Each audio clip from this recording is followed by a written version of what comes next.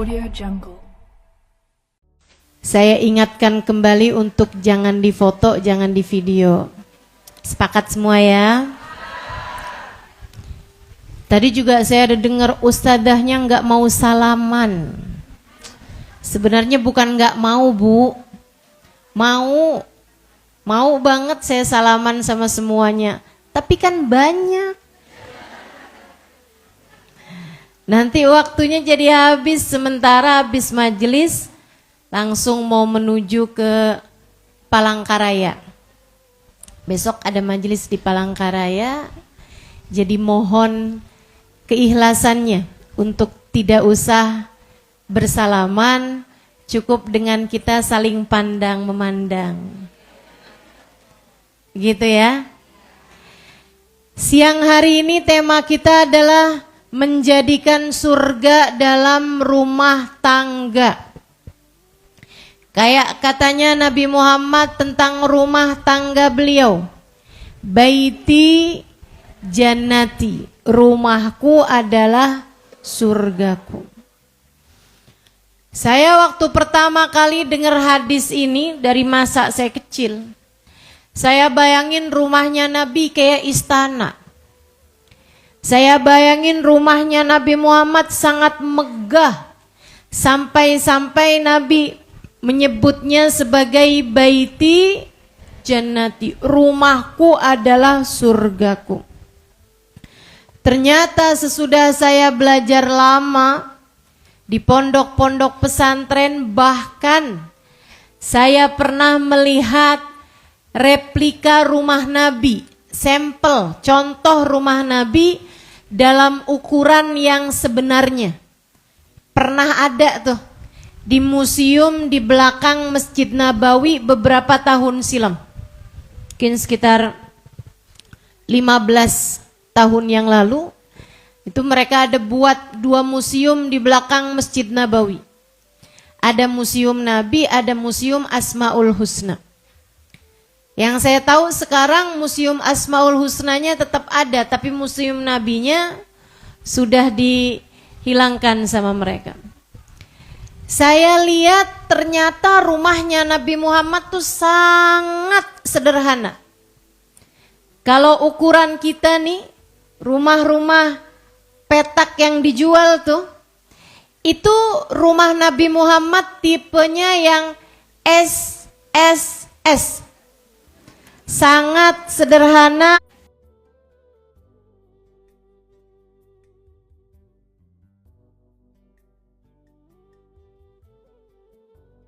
Pun tanah.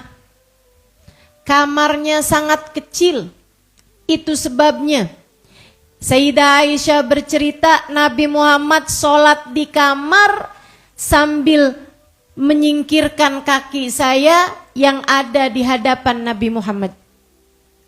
Bukan karena Sayyidah Aisyah tidurnya terlalu kemana-mana, atau Sayyidah Aisyah yang tidur pun ingin dekat dengan Nabi Muhammad sholat, bukan. Akan tetapi disebabkan karena kamar Nabi Muhammad memang sangat sempit sekali. Kecil. Tapi segitunya Nabi menyebutnya sebagai baiti, rumahku adalah surgaku. Maka tentang menjadikan surga dalam rumah tangga, urusannya bukan sekedar harta.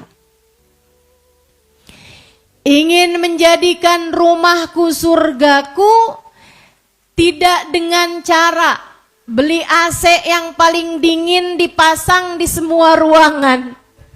Karena surga itu adem, misalnya, bukan begitu caranya. Bukan juga dengan orang di surga tuh cantik-cantik. Jadi kalau kepengen baiti jannati, muka orangnya harus cantik-cantik, kurang mancung operasi. Bibirnya kurang tebal, di apa tuh sekarang istilahnya? Disulam ya. Saya sampai jadi mikir orang zaman sekarang muka dibikin kayak kain. Sulam alis, sulam bibir. Lama-lama ada obras hidung nih. Tarik benang, udah ada juga tuh. Masya Allah. Saudaraku sekalian, bukan dengan cara seperti itu. Akan tetapi sebuah rumah tangga layak dijadikan sebagai sekeping surga Allah di atas muka bumi ketika yang ada di dalam rumah tangga tersebut adalah orang-orang yang menjalankan rumah tangganya sebagai sebuah bentuk ibadah kepada Allah Ta'ala. Karena kita itu mau masuk surga itu pakainya ibadah. Betul? Ibadah. Maka hanya ketika rumah tanggamu terdiri dari istri, suami, dan mungkin juga anak-anak di dalam rumah tangga tersebut, mereka semuanya menjalankan kehidupan sebagai sebuah bentuk ibadah mereka kepada Allah Subhanahu wa taala. Pada saat itulah rumah menjadi sekeping surga Allah Subhanahu wa taala di atas muka bumi ini. Rumahku, surgaku. Karenanya Nabi Muhammad menyebutkan an-nikahu sunnati. Faman raghiba an sunnati falaysa minni. Kata Nabi, nikah adalah sunnahku. Nikah adalah cara hidupku. Nikah adalah jalanku. Nikah adalah ibadahku. Faman raghiba an sunnati, siapa yang enggan terhadap pernikahan, tidak suka dengan konsep berumah tangga, falaysa minni, maka dia tidak termasuk dari golonganku. Makanya yuk adik-adik jomblo nikah, biar ibadah. Belum ada yang lamar ustazah, ya udah nggak apa-apa, yang sabar. Apa nikah aja nih sama suami orang? Jangan.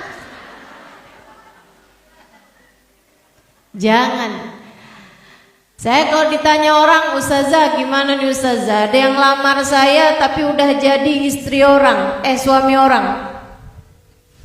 Saya terima apa enggak ustazah? Jangan. Kenapa gitu? Udah kebayang tuh, bukan rumahku surgaku. Istri yang lagi enak-enak makan sama suaminya tiba-tiba dilabrak orang. Kebayang jadi surga apa enggak kira-kira? Enggak. Udah. Berarti ustazah enggak setuju sama poligami. Bukan urusan setuju enggak setuju. Tapi saya tidak mau menjadi yang menduakan. Betul? Diduakan itu bicaranya takdir teman-teman. Tapi jangan menjadi pelaku yang menduakan. Menurut saya, kalau kamu mau dan sabar terhadap ujiannya, ya derita kamu. Saya tidak mau memilih itu gitu. Sepakat? Ini para istri-istri pertama ini ya. Baik, saudariku sekalian yang saya muliakan, maksud saya itu kalau kamu masuk dalam rumah tangga orang, gitu ya, akan sulit untuk menjadikan baiti jannati, rumahku adalah surgaku. Apalagi yang modelannya poligami di Indonesia nih, maaf teman-teman. Di Jakarta saya liatin begitu, di Jawa Barat saya liatin begitu, di Jawa Timur saya liatin begitu, di Kalimantan saya liatin juga. Suami-suami yang kalau poligami ditutup-tutupin, jangan sampai istri pertamanya tahu. Betul? Pada seneng bener dengernya nih. Ini Ustazah jarang-jarang nih bahas beginian. Teman-teman sekalian saya muliakan, maka untuk menuju kepada baiti jannati, rumahku adalah surgaku, kamu perlu menjalani rumah tanggamu, kamu jadikan sebagai sebuah ibadah menyampaikanmu kepada surga. Niatnya ibadah. Dan kalau kamu pengen jadiin rumah tanggamu sebagai sebuah sarana ibadah, melaksanakan perintah Allah, menjalankan sunnah Nabi besar Muhammad sallallahu alaihi wasallam dalam ibadah pernikahan, maka ingat-ingat ucapan saya, ibadah nikah sebagaimana ibadah yang lain, kalau mau sah harus benar dua halnya. Yang pertama niat, yang kedua cara. Sama ke ibadah yang lain. Saya mau beribadah sholat, misalnya saya siang hari begini nih saya sholat, usolli sunnatat tarawih rok'ataini lillahi ta'ala Allahu akbar. Habis selesai sholat duhur saya usolli sunnatat tarawih rok'ataini lillahi ta'ala Allahu akbar. Sah apa enggak sholat saya? Dengerin saya niat usolli sunnatat tarawih rok'atain lillahi ta'ala, habis selesai sholat duhur. Sah apa enggak sholat saya? Enggak sah teman-teman. Kenapa? Salah di niat. Masa siang hari sholat tarawih? Masa juga sholat tarawih bukan pada bulan Ramadan. Jadi salah di niat bikin sholatnya jadi nggak sah. Demikian pula salah bicara. Ada orang sholat usolli sunnah ba'diyat adh-dhuhr rok'atain lillahi ta'ala, habis sholat duhur, bener kan niatnya? Tapi dia sholatnya Allahu akbar, baca surat Fatihah, Allahu akbar, baca sholawat, Allahu akbar, baca doa, Allahu akbar, salam. Sah apa enggak sholatnya? Tidak sah. Kenapa? Karena salah di dalam caranya. Dia sholat ba'diyah duhur tapi dengan cara sholat jenazah. Tentu jadi ibadahnya tidak sah. Maka ibadah nikah, kalau kamu pengen rumah tanggamu ini jadi sarana buat menuju kepada surga, menjadikan rumah tangga sebagai surga di atas muka bumi, harus benar keduanya, benar di cara, benar di niat. Kita bahas satu-satu. Yang pertama benar di niat. Buat yang mau nikah, dengarkan dengan baik ucapan saya. Buat yang sudah pada nikah, silahkan perbaharui lagi niatmu. Buat yang sudah jadi mantan pengantin, suami saya udah meninggal Ustazah, gak usah dengerin, gak apa-apa. Benerin niat. Gimana caranya atau niatnya apa nih buat pernikahan? Niat nyari ridho Allah, niatnya ibadah lillahi ta'ala. Nikahmu baru bener, rumah tanggamu baru bener kalau kamu menjadikan rumah tanggamu sebagai lillahi ta'ala, hanya mencari ridho Allah. Nikah, kamu lihat suami, kamu sayangin suamimu. Kenapa kamu sayang sama dia? Karena dompetnya tebel Ustazah. Saya baikin dia biar transferannya banyak. Saya baikin dia biar dia ngasih nafkah banyak sama saya. Nah ini nih, rumah tangganya bukan lillahi ta'ala. Susah mau baiknya tuh. Susah rumah tangganya jadi baiti jannati. Kalau istri ngelihat suami kebayang angka mulu. Kebayangnya dia belum kasih saya uang ini, dia belum ngasih saya uang arisan, dia belum ngasih uang buat belanja bulanan, dia belum ngasih, angka semuanya. Tiap kali ngomong sama suaminya urusannya uang aja. Ada tuh yang begitu di Jakarta. Di Sampit nggak ada bedanya.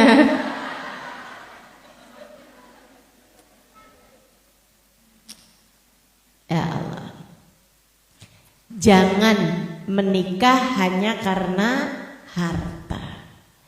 Jangan jadikan dunia sebagai ghayatu a'malina. Jangan jadikan dunia sebagai hasil dari apa yang kamu lakukan, teman-teman. Sama halnya, ada nggak di sini yang kamu kenapa sholat duhur tadi biar abis itu ada yang transfer? Kan nggak gitu, betul apa enggak? Kamu sholat bukan karena berharap ada yang transfer. Kamu kenapa ngerjain sholat? Agar hidup di akhirat saya bahagia.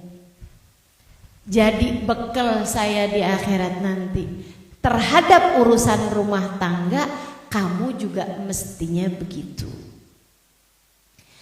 Kamu santun sama suamimu, kamu membahagiakan suamimu, kamu masakkan suamimu masakan yang enak, kamu senyum di hadapan suamimu. Berharap apa kamu? Berharap transferan? Bukan.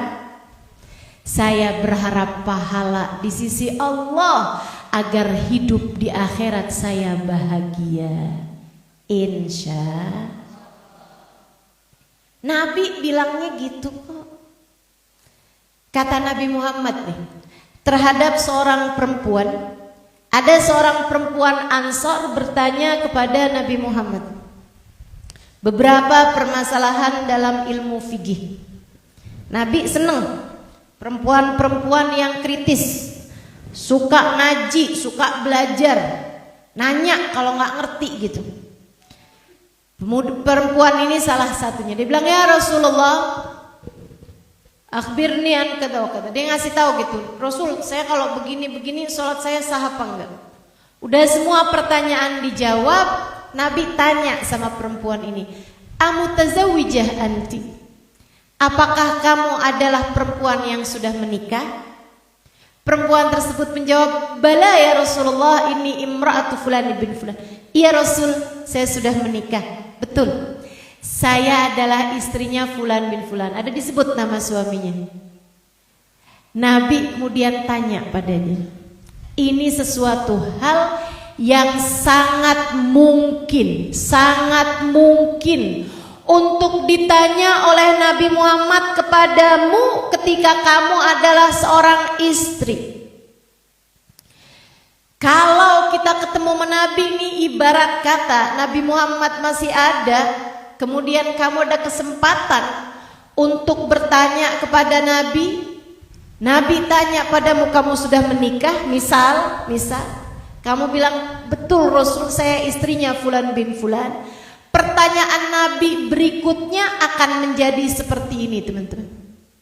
Kata Nabi, kaifa anti bih? Bagaimana perlakuanmu terhadap suamimu? Nabi pengen tahu gimana kamu menjalankan rumah tanggamu. Gimana kamu menjalani tugasmu sebagai seorang istri? Bagaimana caramu memperlakukan suami? Cuman masalahnya, kalau kita ditanya pertanyaan semacam ini, saya nggak yakin jawaban saya ataupun juga jawabanmu menjadi seperti jawaban perempuan ini. Dia ketika ditanya begitu, dia menjawab, alhamdulillah ya Rasulullah, saya perlakukan suami saya dengan sebaik-baiknya. Saya bahagiakan hatinya, saya hormati dirinya, saya taati apapun yang dia perintahkan pada saya semampu saya, wahai Rasul. Dan saya minta maaf padanya atas sesuatu yang tidak saya mampu melakukannya. Siapa di antara kita yang andai ditanya sama Nabi Muhammad bisa jawab begitu? Atau kita malah mungkin akan jawab, ya gitu deh Rasul. Bagaimana kamu memperlakukan suamimu? Gitu deh Rasul. Abisnya dia suka gitu tuh Rasul. Jadi kan sayanya jadi begini. Dia begini, saya jadi begitu. Gak jelas langsung omongannya ya. Tapi perempuan ini menjawab dengan yang memang telah berhasil dia lakukan sebagai seorang istri. Dan Nabi Muhammad tersenyum lebar kepadanya. Kenapa? Sebab Nabi Muhammad sangat sayang kepada umatnya perempuan yang menjadi istri dan dia baik, solehah terhadap suaminya. Jika kamu ingin menjadi seorang perempuan yang juga membuat Nabi Muhammad tersenyum, jika kamu ingin menjadi seorang perempuan yang Nabi Muhammad akan bangga padamu, Nabi Muhammad menyayangimu, wahai istri, belajarlah menjadi seorang istri yang solehah bagi suamimu. Belajar menjadi istri yang solehah bagi suamimu. Punya suami dimarahin mulu. Suaminya kalau dibilang, itu istri kamu ya? Ya gitu deh. Kamu sayang gak sama istri kamu? Terlanjur.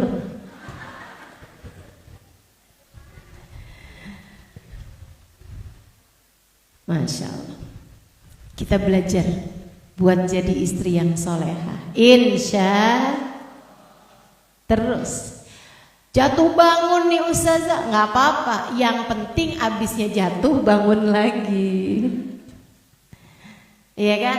Jangan jatuh kemudian udah sekalian aja dah. Sekalian aja tengkurap. Sekalian aja jatuh aja sekalian. Jangan.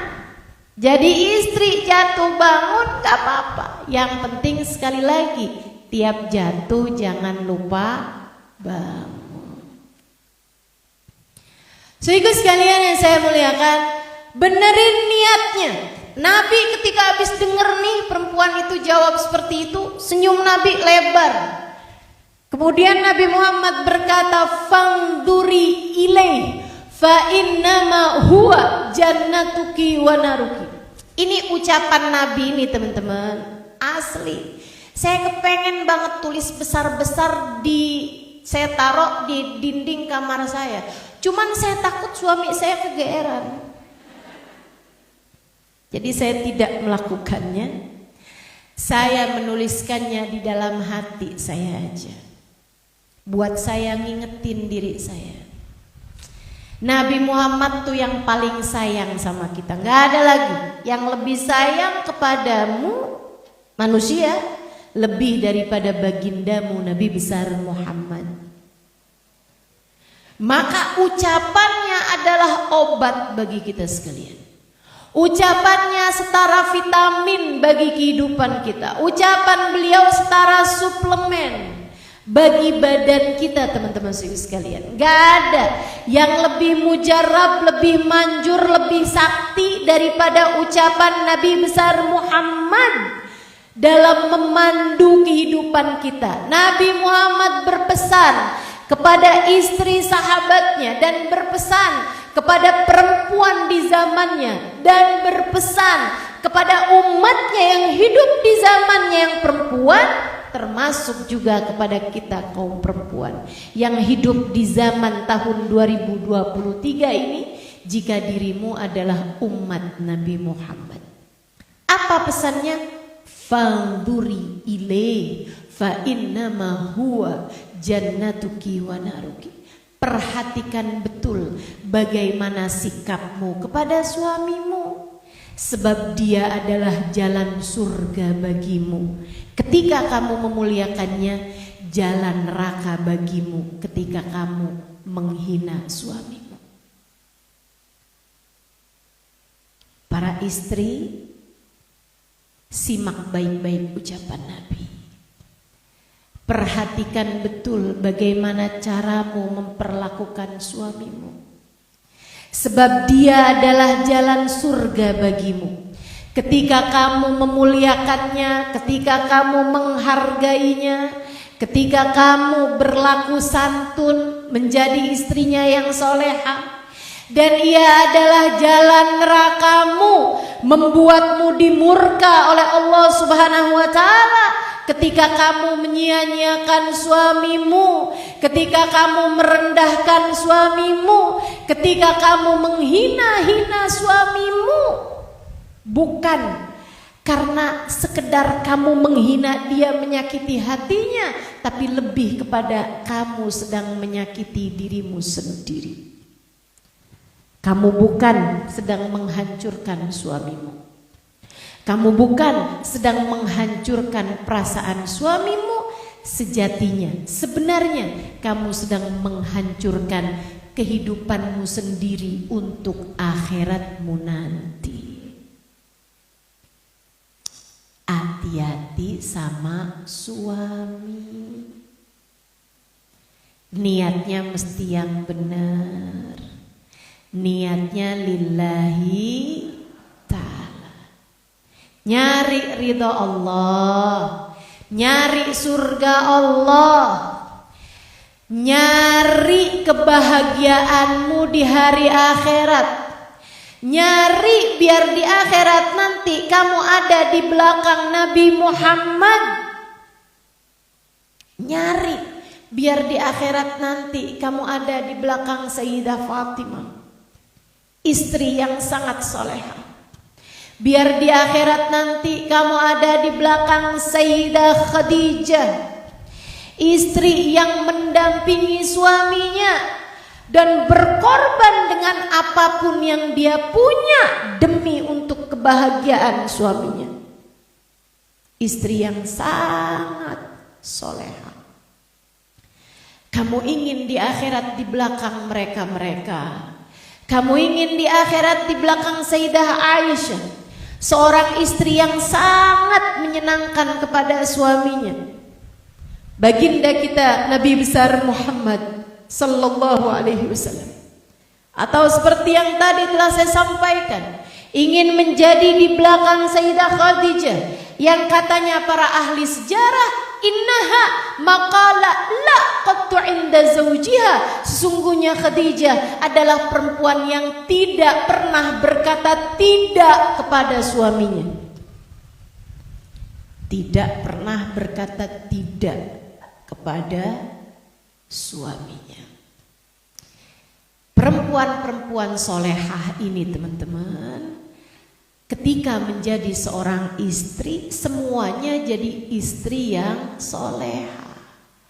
Kalau kamu jadi istri nggak soleha, di akhirat nanti di belakang siapa?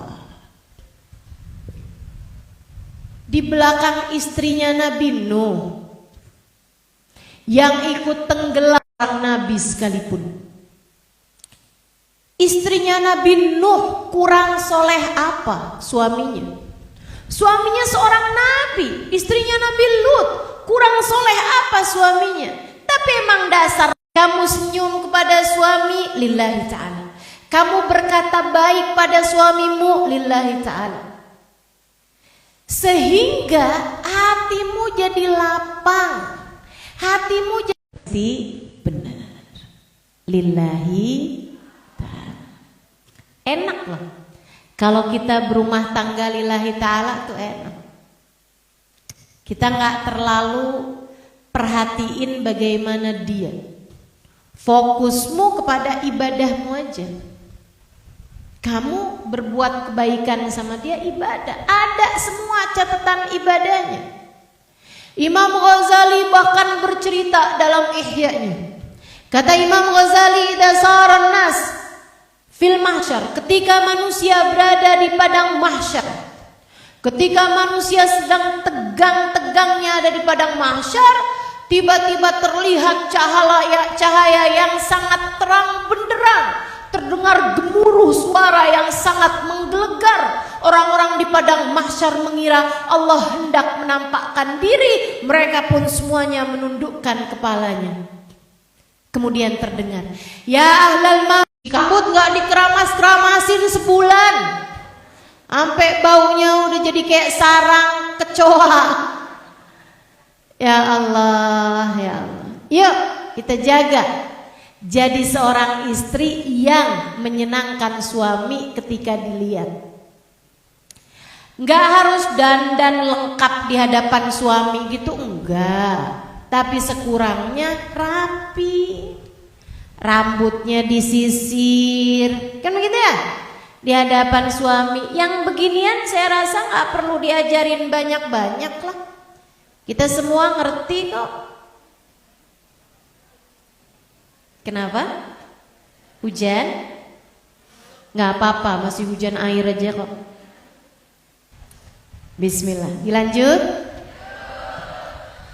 Saudara sekalian, allati asarratka hina nadarta ilaiha, yang menyenangkan ketika dilihat, ketika kita sedang bersama dengan suami. Menyenangkan artinya wajah yang ceria, begitu kan? Kalimat-kalimat yang menyenangkan. Yang kedua, yang taat ketika diperintah. Kalau suami nyuruh sesuatu tersebut kamu mungkin untuk melakukannya dengan mudah, laksanakanlah. Kecuali jika yang dia suruh sesuatu yang bertentangan dengan perintah agama. Kamu kayaknya pakai jilbab kelihatan lebih tua deh. Boleh nggak kalau jalan sama saya nggak pakai jilbab? Nah tuh, itu namanya perintah yang melanggar perintah Allah. La ta'ata li makhluqin fi maksiatil khaliq.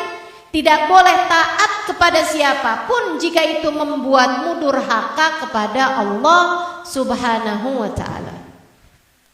Tapi kalau perintahnya itu cuman sekedar yang kamu boleh gak sih kerudungannya ganti gitu, biar agak kelihatan lebih muda sedikit gitu. Ya udah ganti, Bu. Jangan pakai yang warna-warna tua, ganti pink misalnya. Ya kan?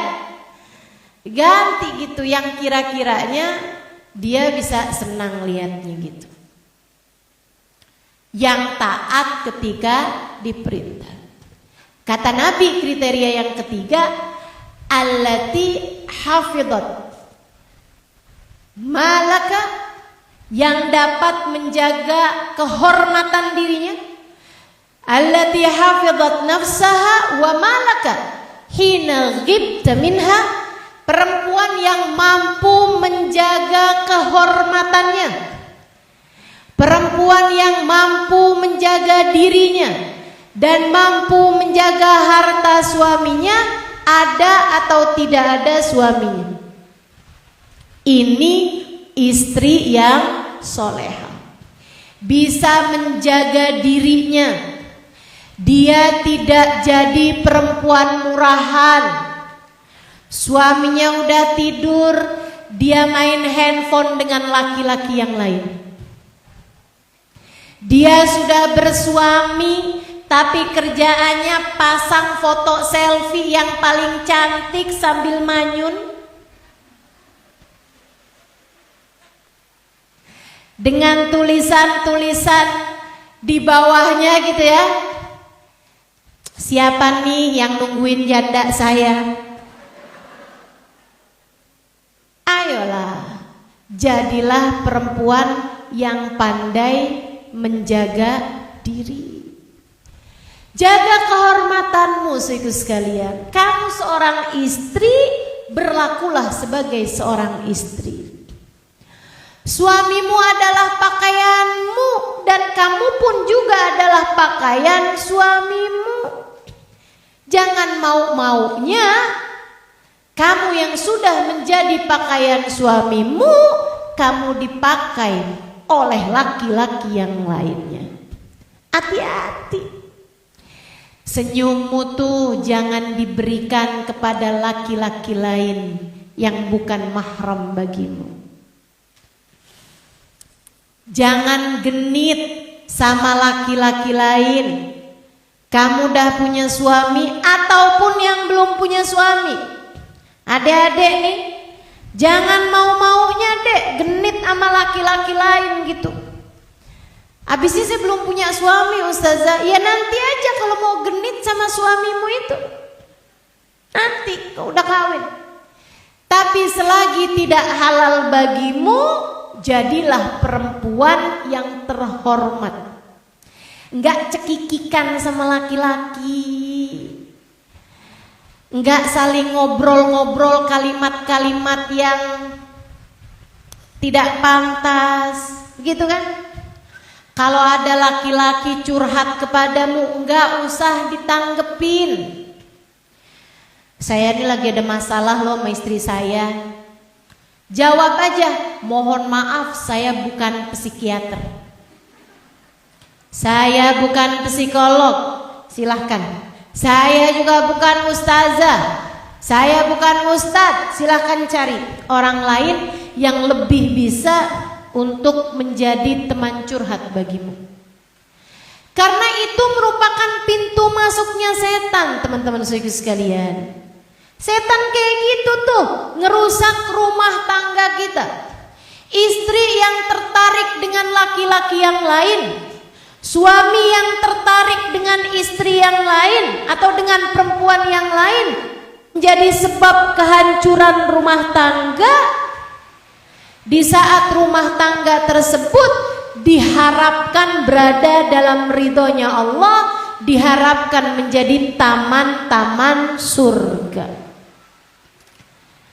Teman-teman sekalian saya muliakan, ada nasihat dari Asma bintu Kharijah ketika beliau melepaskan putrinya menuju kepada rumah suaminya. Katanya Asma bintu Kharijah, wahai putriku, jagalah dari suamimu hidungnya. Jangan biarkan dia mencium darimu selain bau wangi. Mandilah bu seenggaknya, ya bu ya. Katanya Asma bintu Kharijah, wahai anakku, jagalah dari suamimu matanya. Jangan biarkan dia melihat darimu selain kamu cantik dan tersenyum padanya. Yang ketiga kata beliau, wahai putriku, jagalah dari suamimu telinganya. Jangan biarkan dia mendengar darimu kata-kata yang menyakitkan hatinya. Saya tahu bu, kamu kalau lagi kesel-kesel kepengennya ngomong macem-macem sama suami. Saya tahu, kamu kalau lagi emosi rasanya kepengen semua kata-kata terkeluarkan dari lisanmu itu. Semuanya kayak numpuk di kepala, kepengen kita keluarkan dengan lisan-lisan kita. Tak peduli meskipun itu adalah kalimat yang menyakiti hatinya. Bukan begitu? Betul bu? Kalau lagi kesel sama suami, kepengen ngomel, kepengen kita omongin semua yang jelek-jelek kepada dia, bukan? Akan tetapi ibu-ibu sekalian, ingat-ingat ucapan Nabi, suamimu adalah jalan surgamu kalau kamu memuliakannya, dan jalan nerakamu apabila kamu menyia-nyiakannya. Maka yuk belajar kita buat menata lisan kita biar ngomongnya bagus sama suami. Nabi Bu ada kasih pesan sama kita, jangan pernah ngucap satu kalimat ini kepada suami kita. Apa tuh? Ayyuma imra'atin qalat li zawjiha ma ra'aitu fika khairan qat tahwi biha fi nari jahannam sab'ina kharifan. Apabila ada seorang perempuan berkata kepada suaminya, aku tidak pernah melihatmu berbuat baik padaku sama sekali. Saya hidup makamu isinya sengsara terus-terusan. Kamu menyiksa saya dari awal nikah sampai sekarang. Saya gak pernah bahagia hidup sama kamu. Kamu selalu membuat saya menderita. Kata Nabi Muhammad, kalimat ini menjadikan seorang perempuan terjerumus neraka jahanam 70 tahun lamanya. Na'udzubillah min dzalik. Ibu-ibu saudari sekalian, ada dua hal lagi yang mau saya sampaikan untuk menjadikan rumah tanggamu sebagai baiti jannati. Saya mau cepat aja karena hujan di luar. Yang pertama, beribadahlah bersama-sama. Kamu pengen rumah tanggamu menjadi surga, sering-seringlah mengerjakan ibadah bersama-sama. Bangun malam, kamu bangunkan suamimu. Kamu tahajud, dia tahajud, kamu sama-sama berdoa. Saudaraku sekalian yang saya muliakan, Allah sangat mungkin akan memandang kalian berdua dengan pandangan penuh rahmat.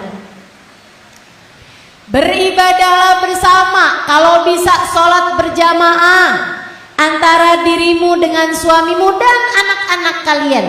Sebab sholat berjamaah akan dapat menyatukan hati. Ibadah bersama. Kalau ada kelebihan rezeki, sedekahin. Jangan halangkan suamimu untuk berbuat baik kepada ibunya. Jangan halangkan suamimu berbuat baik kepada saudara-saudaranya. Jangan bilang, saya gak mau ya kalau kamu ngasih ibu kamu terus-terusan. Saya gak mau ya kalau kamu ngasih terus sama saudara-saudara kamu itu. Saya nanti mana jatah saya? Kamu gak pernah memikirkan saya. Jangan halangkan suamimu untuk menjadi saudara yang baik bagi saudara-saudaranya dan untuk menjadi anak yang berbakti kepada orang tuanya. Tenang Bu, tenang. Kamu kalau punya suami bakti sama ibunya, kamu dukung terus suamimu untuk berbakti kepada ibunya, nanti kamu akan mendapati anak-anakmu berbakti kepadamu. Bahkan ketika dia sudah nikah sekalipun. Sebaliknya, kalau kamu suka melarang suamimu untuk berbakti kepada ibunya, suka mencegah suamimu kalau dia mau kasih ibunya, kalau dia mau menyenangkan ibunya, kamu halangkan suamimu dari hal tersebut. Jangan salahkan siapa-siapa. Nanti kamu punya anak laki-laki, istrinya akan mencegah dia dari berbakti kepadamu. Katanya Nabi Muhammad, birru aba'akum tabirrukum abna'ukum.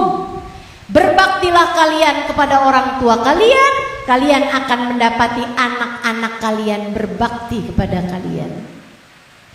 Kama tadiddudan, sebagaimana kamu berbuat, maka demikian pula lah kamu akan dibalas.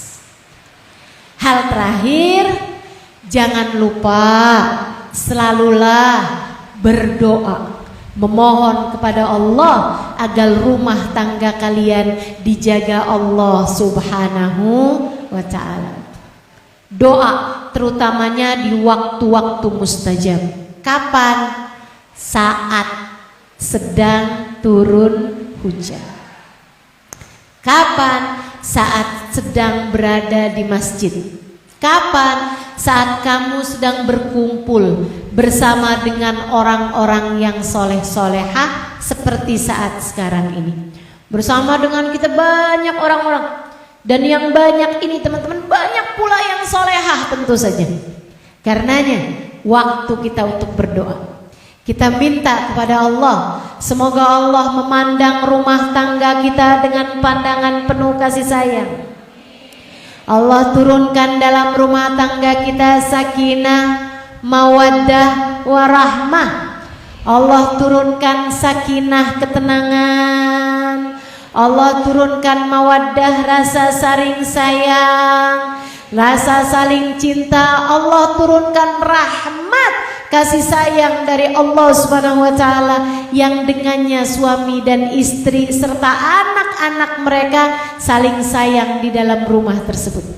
Kita minta pada Allah Subhanahu wa taala, Allah turunkan hujan rahmatnya pada rumah tangga kita, menjadikan rumah tangga kita adalah sarana-sarana kita menuju kepada surga Allah taala.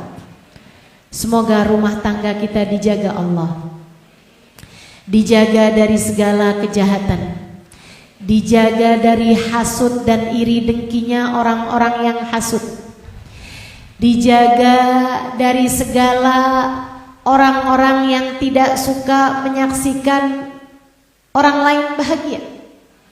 Semoga Allah Subhanahu wa taala menjaga rumah tangga kita dari godaan-godaan setan. Semoga Allah Subhanahu wa taala menjaga rumah tangga kita dari segala ajakan-ajakan berbuat dosa, hingga kita, suami kita, anak-anak kita menjadi hamba-hamba Allah yang salehah, bergerak, berjalan, diam, tidur, makan dengan rahmat dan kasih sayang Allah Subhanahu wa taala, dalam pandangan cinta dan bimbingan Allah Subhanahu wa taala. Ala hadhihi niyyah wa bi kulli niyatin salihah jami'ah syamilah ila hadratin Nabi Muhammad sallallahu alaihi wa ala alihi wa sahbihi wasallam. Al-Fatihah.